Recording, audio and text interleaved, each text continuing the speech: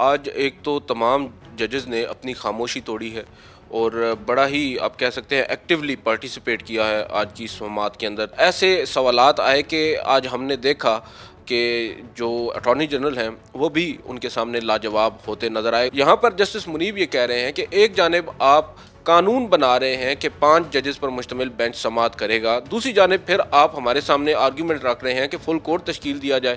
تو یہ آپ کا کوئی اس کی لاجک ہمیں سمجھ نہیں آتی. ہم لوگ توقع کر رہے تھے بیرسٹر صلاح الدین سے، ان کے بارے میں کہا جاتا ہے کہ بڑے جادوگر قسم کے وہ وکیل ہیں اور وہ ہمیشہ ججز کو کنونس کر لیتے ہیں. ہو سکتا ہے 3 ہفتوں سے زائد وقت لگ جائے. یہ اب 3 رکنی ایک ججوں کی کمیٹی بنے گی جس میں چیف جسٹس بھی شامل ہوں گے، اور وہ کمیٹی بتائے گی کہ کس کیس میں کون سا بینچ بنے گا. جو نون لیگ اور حکومتی جماعت جو ہیں جو اس کو اپوز کر رہی ہیں کہ نہیں جی یہ قانون رہنا چاہیے، تو وہ اسی بنیاد پر یہ کہہ رہے ہیں کہ جی یہ فل کورٹ جو ہے نا، حالانکہ 8 جج صاحبان نے اس کیس کو اس کو کہہ دیا ہے کہ جی یہ قانون جو ہے اس پہ معطل رہے گا. یہ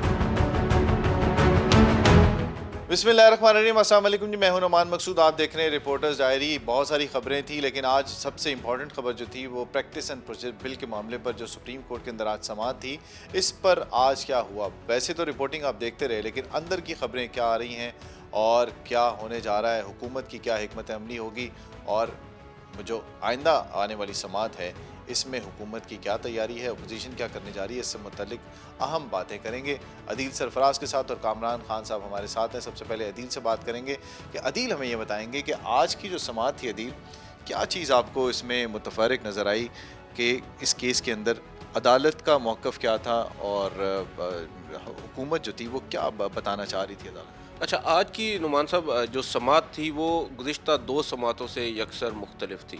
آج ایک تو تمام ججز نے اپنی خاموشی توڑی ہے اور بڑا ہی آپ کہہ سکتے ہیں ایکٹیولی پارٹیسپیٹ کیا ہے آج کی سماعت کے اندر. تمام ججز نے کچھ بڑے پرٹیننٹ سوالات اٹھائے ہیں. جسٹس مظاہر علی اکبر نقوی جن کے اوپر گزشتہ سماعت پر اعتراض اٹھا تھا اور ان کو بینچ سے علیحدہ ہونے کا مشورہ دیا گیا تھا، انہوں نے آج بڑے اہم سوالات اٹھائے ہیں. آج بنیادی طور پر 2 آپ کہہ سکتے ہیں وکلاء ہیں وہ پیش ہوئے ہیں. ایک ہے اٹارنی جنرل آف پاکستان جو حکومت کی جانب سے پیش ہوئے ہیں، اور ایک ہے مسلم لیگ نون کی جانب سے بیرسٹر صلاح الدین. پہلے اٹارنی جنرل کی طرف آتے ہیں. اٹارنی جنرل پیش ہوئے، انہوں نے بتایا کہ ہم نے جو آپ نے ہمیں ڈائریکشنز دی تھیں، جو ریکارڈ مانگا گیا تھا پارلیمانی کارروائی کا، وہ ابھی تک ہم جمع نہیں کروا سکے، کل تک ہم کروا دیں گے. میں نے آفیشیلی بھی اور ان آفیشیلی بھی کمیونیکیٹ کیا ہے اسپیکر کے ساتھ.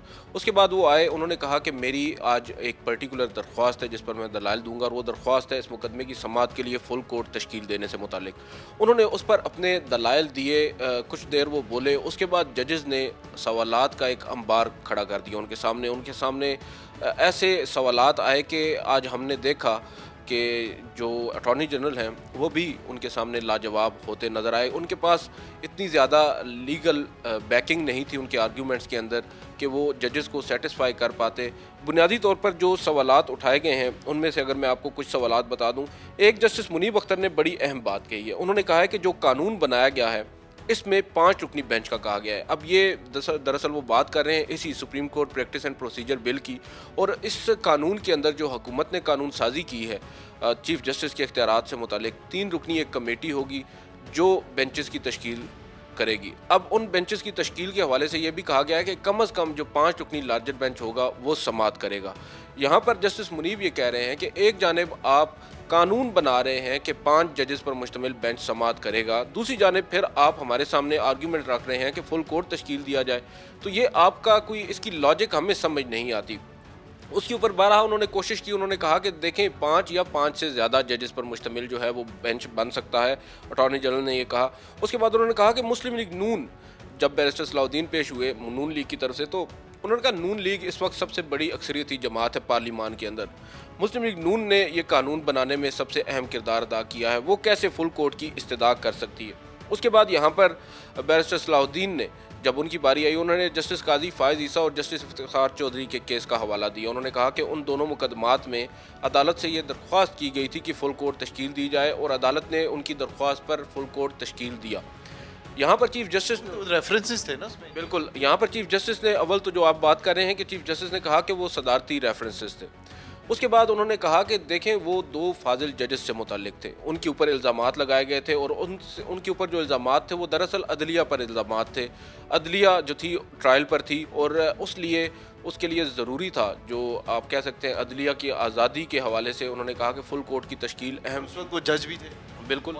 بالکل انہوں نے اس کے اوپر اس کا جو یہ والا جو آرگیومنٹ ہے ان کا, اس کو بھی انہوں نے ایک قسم سے آپ کہہ سکتے ہیں کہ مسترد کیا. اور اس کے بعد بیسٹ جو جج صاحب ہیں جسٹس شاہد وحید, وہ مکمل طور پر ویسے تو خاموش رہے. ایک انہوں نے بڑا اہم سوال اٹھایا, انہوں نے کہا کہ آپ ہم سے کہہ رہے ہیں, ہم 8 رکنی لارجر بینچ سے کہہ رہے ہیں کہ آپ فل کورٹ بنا دیں, فل کورٹ بنانے کا حکم دے دیں. آپ ہمیں کہہ رہے ہیں کہ ہم چیف جسٹس کو حکم دیں کہ وہ فل کورٹ بنائے, تو ہم کیسے دے سکتے ہیں. اس پر خیر جو اٹارنی جنرل تھے ان کا آرگیومنٹ بھی ویلڈ تھا. انہوں نے کہا کہ آپ حکم نہیں دے سکتے, آپ ان کو ایک نوٹ پٹ کر سکتے ہیں, آپ یہ کہہ سکتے ہیں کہ اگر چیف جسٹس صاحب مناسب سمجھیں تو وہ فل کورٹ بنا دیں. آج جو میرے لیے سب سے زیادہ سٹینڈ آؤٹ کی ہے جو چیز اس پوری پروسیڈنگ کے اندر, ہم لوگ توقع کر رہے تھے بیرسٹر صلاح الدین سے, ان کے بارے میں کہا جاتا ہے کہ بڑے جادوگر قسم کے وہ وکیل ہیں اور وہ ہمیشہ ججز کو کنونس کر لیتے ہیں. اور آج انہوں نے جب عدالت کے سامنے کچھ آرگیومنٹس رکھے تو جسٹس عائشہ ملک نے ان کو بڑا ہی بھرپور سنب کیا. انہوں نے ایک موقع پر یہ کہا کہ جو لٹیگنٹس ہیں, جو آپ کہہ سکتے ہیں سائلین ہیں, ان کو ابھی تک یہی نہیں معلوم کہ کون سا ایسا کیس ہے جس میں عدالت فل کورٹ تشکیل دے گی, کون سی ایسا کیس ہے جس میں عدالت فل کورٹ تشکیل نہیں دے گی. اس طرح کے ابھی تک کچھ گراؤنڈز سیٹ نہیں ہوئے, جس پر انہوں نے کہا کہ آپ یہاں پر سویپنگ سٹیٹمنٹس نہ دیں, آپ یہاں پر فیکٹس پہ بات کریں. اس بات کا تعین عدالت نے کرنا ہے یا اس بینچ نے کرنا ہے جس کے سامنے وہ مقدمہ زیر سماعت ہوگا. اس کی اہمیت کو دیکھتے ہوئے ہی عدالت یہ فیصلہ کر سکتی ہے. اور ہمارے پاس یہ پہلا مقدمہ نہیں ہے جس میں قانون سازی چیلنج کی گئی ہے. اس سے قبل بھی سپریم کورٹ کے معمول کے مقدمات کی طرح معمول کے بینچز اس طرح کے مقدمات کو سنتے رہے ہیں. یہ دراصل آج کا جو پورا میں آپ کو جو کرکس میں نے بتایا آج کی جو پروسیڈنگز ہے, اور اس کا اگر آپ کو میں یہ بتا دوں کہ آج کیا حاصل کیا تھا. آج حاصل یہ تھا کہ اٹارنی جنرل نے اپنی جو درخواست تھی فل کورٹ کی, اس کے اوپر دلائل مکمل کیے, اور مجھے یہ نظر آ رہا ہے کہ وہ ججز کو کنونس نہیں کر پائے. اس کے بعد آئے بیرسٹر صلاح الدین نون لیگ کے, انہوں نے بھی کنونس کرنے کی کوشش کی. ان کی درخواست کے 2 پوائنٹس ہیں, ایک ہے فل کورٹ سے متعلق اور ایک دوسرا پوائنٹ ہے جو آج وہ ڈسکس نہیں کر پائے. جسٹس محمد علی مظہر بار بار اس پوائنٹ کی طرف اشارہ کرتے ہمیں نظر آئے. انہوں نے کہا کہ آپ ہمیں اس کے بارے میں بتائیں جو دوسرا پوائنٹ ہے وہ کیا ہے. دراصل مجھے یہ لگ رہا ہے کہ آپ شاید بینچ کے اوپر یا فاضل ججز میں سے کسی پر اعتراض اٹھانا چاہ رہے ہیں. اس پر جب انہوں نے کوشش کی آرگیومنٹ کرنے کی تو چیف جسٹس نے ان کو روکا, ان سے کہا کہ آج ہم سماعت اتنی ہی رکھیں گے, اب آگے مزید سماعت نہیں ہوگی, اس مقدمے کی آئندہ سماعت تک ملتوی کرتے ہیں. اور ساتھ ساتھ انہوں نے یہ بھی کہا کہ ایک بات اور آپ کو بتا دیں کہ اب اس مقدمے کی سماعت کل یا آئندہ آنے والے چند دنوں میں نہیں ہوگی, بلکہ اس کی سماعت اب ہفتوں تک ملتوی ہوگی, غالباً 3 ہفتے. چیف جسٹس نے کہا ہے کہ ہو سکتا ہے 3 ہفتوں سے زائد وقت لگ جائے, کیونکہ اس میں جسٹس عائشہ ملک کے حوالے سے ہم نے آج صبح یہ خبر دی تھی کہ جسٹس عائشہ ملک جو ہے وہ ان کی ان اویلیبلٹی ہوگی, جس وجہ سے یہ مقدمہ جو ہے وہ طوالت کا شکار ہو سکتا ہے. اور وہی وجہ ہوئی, چیف جسٹس نے کہا کہ جسٹس عائشہ موجود نہیں ہے یہاں اسلام آباد میں آئندہ کچھ دن, تو اب ڈیٹ ان آفس ہے, غیر معینہ مدت تک کے لیے ملتوی کیا گیا, لیکن یہ کہا ہے کہ کم از کم 3 ہفتے جو ہے اس کے بعد ہی اس مقدمے کو سنا جائے گا. کم از کم 3 ہفتے مانگے کہا گیا ہے عدالت کی طرف سے کہ 3 ہفتوں تک جو ہے یہ جا سکتا ہے کیس. کامران صاحب آپ کو کیا لگتا ہے سر کہ اس کیس کے اندر ایسا نہیں لگ رہا کہ نون لیگ دیکھ رہی ہے مزاج عدالت کا اور اس کے بعد پھر پینترے بدلتی ہوئی نظر آ رہی ہے حکومت؟ نمان یہ کیس جو ہے نا, یہ ضرور ہمارے ناظرین کو پہلے یہ ہونا چاہیے کہ یہ کیس ہے کیا. ٹھیک ہے, یہ ایک قانون بنا Supreme Court practice and procedure bill کے تحت, جس میں یہ کہا گیا کہ چیف جسٹس کا جو اختیار ہے بینچ بنانے کا, یہ ثوابدیدی اختیار نہیں ہوگا. یہ اب 3 رکنی ایک ججوں کی کمیٹی بنے گی جس میں چیف جسٹس بھی شامل ہوں گے, اور وہ کمیٹی بتائے گی کہ کس کیس میں کون سا بینچ بنے گا. اس میں کہا گیا کہ چیف جسٹس کا جو از خود نوٹس کا اختیار ہے یہ صرف چیف جسٹس کی ثوابدید نہیں ہوگی, یہ ایک 3 رکنی کمیٹی بنے گی, وہ یہ دیکھے گی کس معاملے میں از خود نوٹس لینا ہے. ٹھیک ہے, اسی طریقے سے وہ جو یہ اس طرح کے معاملات ہیں از خود نوٹس سے متعلق یا مفاد عامہ کے کیسز میں جو اپیل کا حق ہے یہ وہ ایک تھی, اس پہ کسی کو اعتراض نہیں ہے. یہ جو چیف جسٹس کے اختیارات محدود کرنے والا معاملہ تھا, اس پر یہ ساری کنٹروورسی جو ہے شروع ہوئی ہے.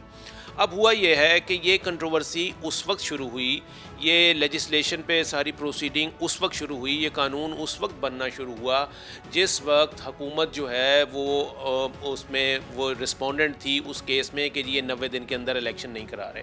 آپ کو یاد ہوگا کہ یہ کیس سپریم کورٹ میں آیا اور 90 دن میں الیکشن کرانے سے متعلق پی ٹی آئی کی درخواستیں تھیں, دیگر درخواستیں تھیں, اس پر آسود نوٹس بھی ہوا. اسی وجہ سے جب یہ کیس آیا ہے سپریم کورٹ میں شروع ہوا ہے 23 فروری کے بعد سے, اس کے بعد پھر پارلیمنٹ نے یہ والی جو ہے نا لیجسلیشن کرنا شروع کر دی کہ جی ہم چیف جسٹس کا از خود نوٹس کا اختیار ختم کریں, کیونکہ یہ 90 دن والے معاملے پہ چیف جسٹس نے از خود نوٹس لیا ہوا تھا. پھر بینچ کی تشکیل پہ آپ کو پتہ ہے کہ اعتراضات آئے تھے کہ جی نہیں جی یہ 2-3 کا فیصلہ نہیں ہے, یہ 4-3 کا فیصلہ ہے. ٹھیک ہے, ابھی تک یہ ڈسکشن چل رہی ہے, تو اس تناظر میں انہوں نے یہ کہا کہ یہ بینچ کا اختیار جو ہے یہ بھی لے لیا جائے چیف جسٹس سے, اور یہ 3 رکنی کمیٹی جو ہے وہ اس کے اوپر بنے. ٹھیک ہے, تو یہ دیکھا جائے تو یعنی حکومت ایک جانب حکومت جو ہے وہ ان سپریم کورٹ میں اپنا معاملہ جو ہے وہ کٹہرے میں رکھے ہوئے تھی, مطلب عدالت کے سامنے تھا, اور اسی معاملے پر پھر یہ قانون سازی بھی کرنا چاہ رہے تھے. یعنی آپ یوں دیکھیے کہ آپ کا کیس لگا ہوا ہے اور آپ اس کیس سے متعلق قانون سازی جو ہے وہ کریں گے, تو ظاہر ہے وہ میلا فائڈی ہوگی, بدنیتی پر مبنی ہوگی, کیونکہ انٹینٹ دیکھی جاتی ہے لاء کے پیچھے بھی کہ قانون اگر بنایا جا رہا ہے تو اس کے پیچھے مقاصد کیا ہیں, تو وہ اس مقصد کے تحت یہ دیکھا جائے تو یہ ہے. ابھی بھی اس وقت بھی جو یہ پروسیڈنگ چل رہی ہیں, یعنی آج کا جو اب یہ چیلنج ہوا ہے یہ اسی بنیاد پہ ہوا ہے, اور آج بھی جو نون لیگ اور حکومتی جماعت جو ہیں جو اس کو اپوز کر رہی ہیں کہ نہیں جی یہ قانون رہنا چاہیے, تو وہ اسی بنیاد پر یہ کہہ رہے ہیں کہ جی یہ فل کورٹ جو ہے نا, حالانکہ 8 جج صاحبان نے اس کیس کو اس کو کہہ دیا ہے کہ جی یہ قانون جو ہے اس پہ معطل رہے گا, یہ ہمیں اس پہ پہلے سیٹسفائی کریں اس کے بعد ہم دیکھیں گے, معطل رکھا ہوا ہے انہوں نے. تو لیکن حکومت یہ چاہ رہی ہے کہ جی یہ معطلی اس کے اوپر سے ہٹے, یہ قانون جو ہے یہ انفورس ہو جائے, اور پھر یہ جو 90 دن الیکشن والا معاملہ ہے اس کے اوپر حکومت وہ رزلٹ لے جو وہ لینا چاہ رہی ہے.